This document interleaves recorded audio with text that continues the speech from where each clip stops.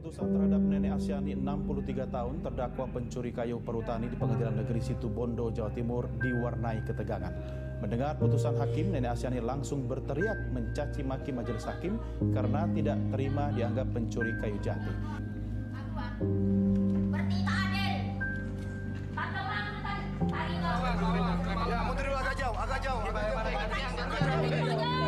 Menurut seorang nenek berusia 92 tahun, Saulina Sitorus, dijatuhi hukuman penjara 1 bulan 14 hari di Pengadilan Negeri Balige, Kabupaten Toba Samosir, Sumatera Utara.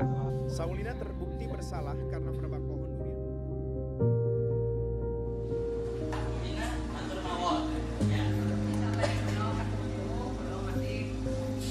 Dahulu ada koran juga memuat di meja hijau kan, ambil 3 biji kakao senilai 2.100. Ini Bu, jasa penuntut dengan tetap pada permohonannya, pembelaannya, oke, ya.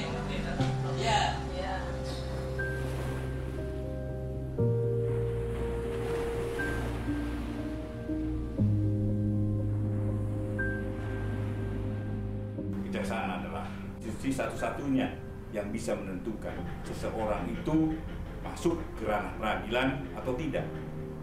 Dan itu tidak dipunyai oleh institusi lain. Kita tahu bahwa kita, kejaksaan, mempunyai sentral di dalam penanganan suatu perkara. Perbuatan melawan hukum kita perbaiki dengan menggunakan kesadaran, keinsapan sebagai landasan untuk memperbaiki dan memulihkan kehidupan masyarakat kembali pada situasi yang ideal.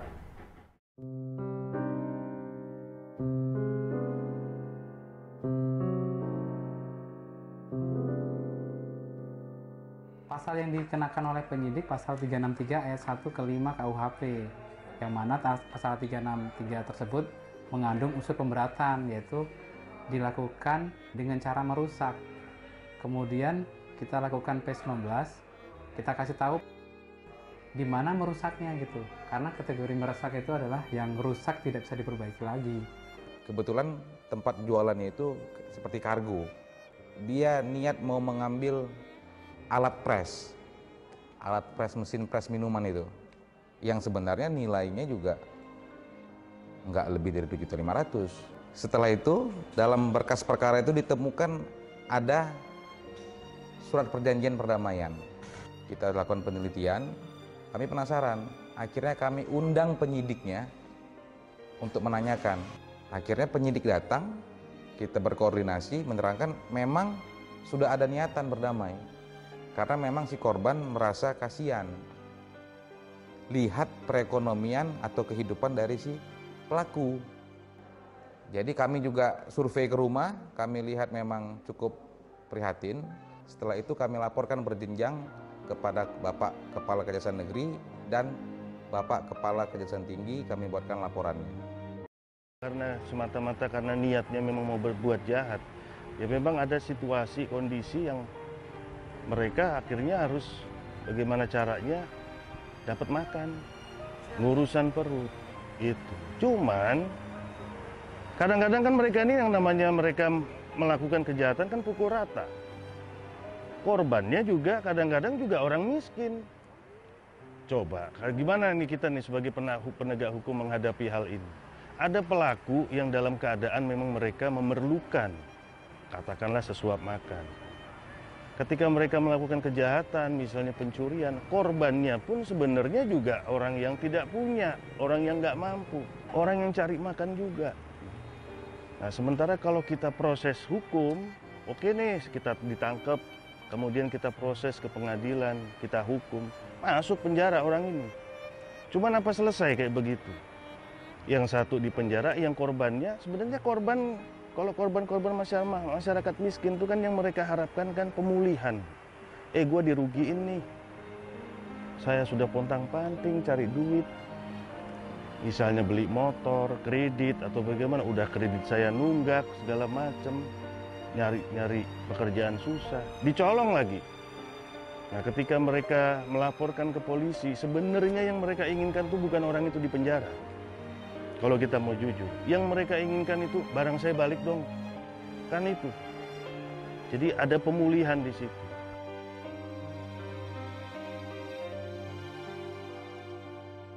Datangi keluarga Intan saya ke arah Pracak, jauh kan Cici ke arah Lampung, dia ke arah Pracak, saya pergi ke sana naik motor sendiri nemuin Intan itu. Alhamdulillah diterima oleh ya udah gini. Datang ke rumah, ketemu orang tua, itikad baik meminta maaf. Ibunya sama RT, sama istri RT. Ya, RT daerah sana.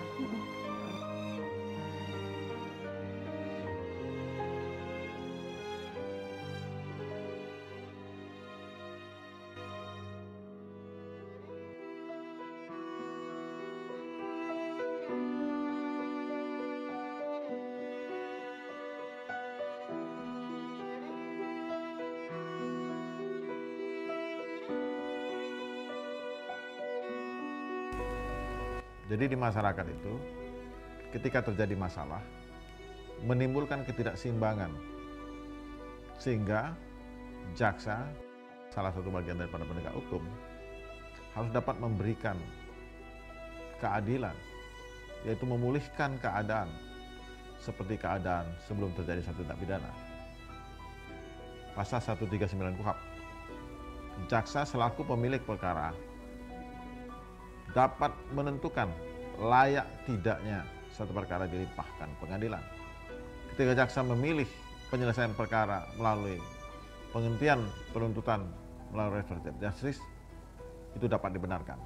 Kata maaf dari korban maupun dari pelaku, jaksa harus menginisiasi itu. Jaksa harus proaktif. Jaksa harus dari proses pra penuntutan. Ini harus dilakukan oleh para kasih hidup, para jaksa, kajari, dan kajati. Karena ini ditunggu oleh rakyat. Supaya masyarakat terjaga tatanannya, tatanan kehidupan yang damai di masyarakat. Tidak kehidupan konflik. Itulah tugas jaksa. Bismillahirrahmanirrahim. Assalamualaikum warahmatullahi wabarakatuh. Untuk hari ini suami istri ya. Kenapa sampai dipukul istrinya? Ya mudah-mudahan habis ini jangan lagi ya. Kami pikir bakal disidang kayak di film-film ya, itu. Di film-film gitu yang depannya ada jaksa penuntut umum. Terus apa nanti gitu. Keluarganya marah-marah. Iya. Ketok palu kayak gitu pikirannya kayak gitu. Tanya cuma duduk-duduk aja. Iya, ngobrol-ngobrol biasa. Iya. Ternyata ya nggak ada. Ramah-ramah biasa aja. Kayak gini lah. Mereka berusaha biar kita juga nyaman gitu kan. Nggak yang tertekan, diinterogasi gitu, nggak. Katanya pilihan ada di tangan kami. Ya terserah mau gimana baiknya, keputusannya di tangan kalian. Kami hanya ya bisa melakukan prosedur yang ada. Menjalankan prosedur aja.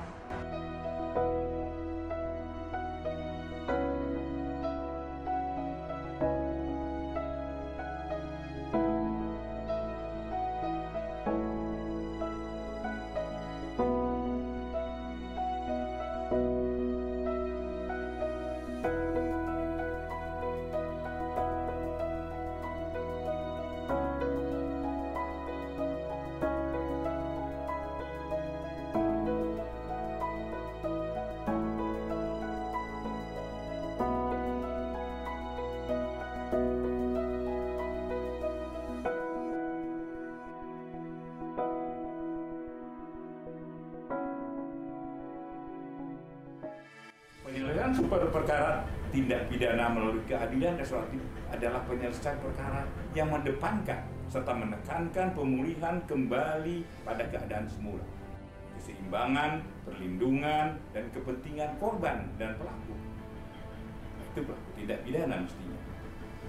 Ya, oleh karena itu, keadilan restoratif merupakan suatu kebutuhan hukum di masyarakat dan sebuah mekanisme yang dibangun dalam melaksanakan kewenangan penuntutan dan pembaharuan sistem peradilan pidana. Dan kita harap bagi seluruh jaksa harus terus bergerak dan berkarya serta mampu memprestasikan rasa keadilan yang hidup di masyarakat. Harapan ke depan tidak ada lagi penegakan hukum yang justru mengusik rasa keadilan yang hidup di masyarakat. Dan selalu saya katakan pada teman-teman di dalam penuntutan, keadilan itu tidak ada di dalam KUHP, tidak ada di dalam KUHP. Keadilan itu adalah ada di dalam kehidupan masyarakat yang berkembang di situ. Dan penuntutan kalian harus berdasarkan pada hati nurani kalian. Saya tidak ingin ada lagi orang-orang yang mengambil karet, mengambil kayu sebatang, kalian tuntut dengan pidana. Camkan itu.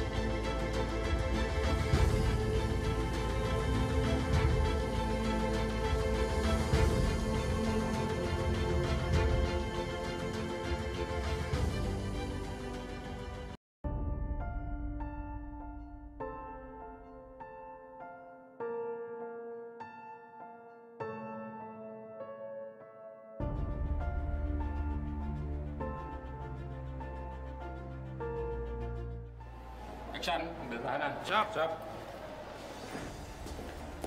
Pak Reja. Iya, Pak. Jemputan sudah datang, siap-siap.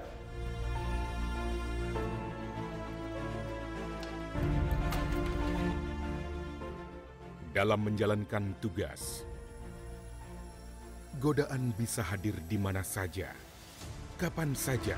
Izin pamit. Sama-sama.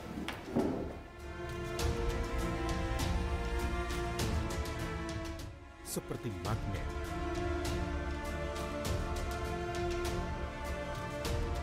Menarik dan memaksa.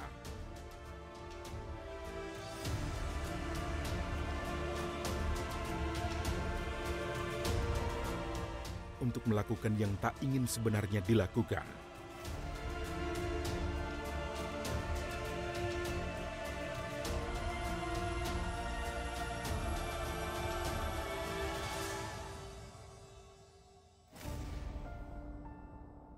Aparat penegak hukum adalah sasaran empuk dunia godaan.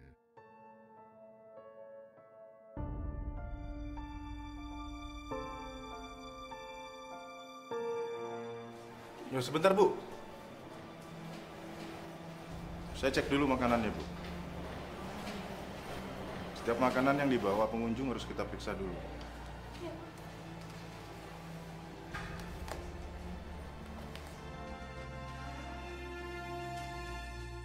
Penyimpangan,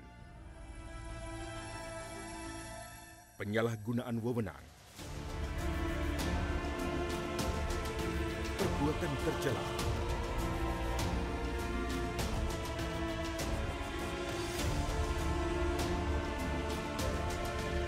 yang dilakukan aparat penegak hukum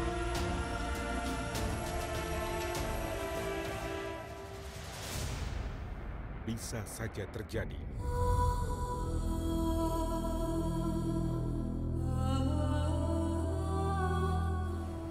Siang, Bu. Siang. Bu, tadi ada keluarga terdakwa Reza mau ketemu Ibu. Kan nggak boleh ketemu sama jaksa. Dia minta diringankan tuntutannya, Bu.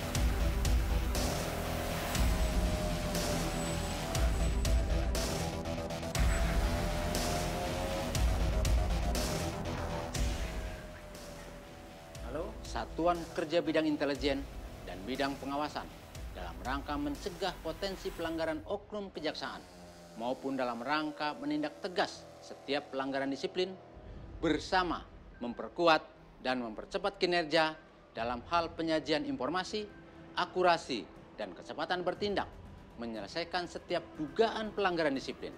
Senapas dengan arahan Presiden Republik Indonesia pada pembukaan Rapat Kerja Kejaksaan Republik Indonesia tahun 2020 bahwa kejaksaan adalah wajah penegakan hukum Indonesia. Laporkan jika ada pegawai kejaksaan yang melakukan penyimpangan. Semua ada pada diri kita. Berubah bukan karena alasan yang dipaksakan. Berinovasi menjadi motivasi, bukan manipulasi. Dengarkan suara hati, bukan godaan negosiasi.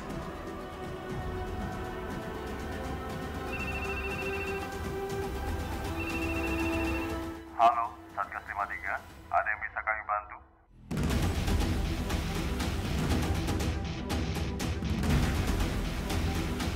Satgas 53, cepat, tepat, tegas, menuju kejaksaan yang bersih.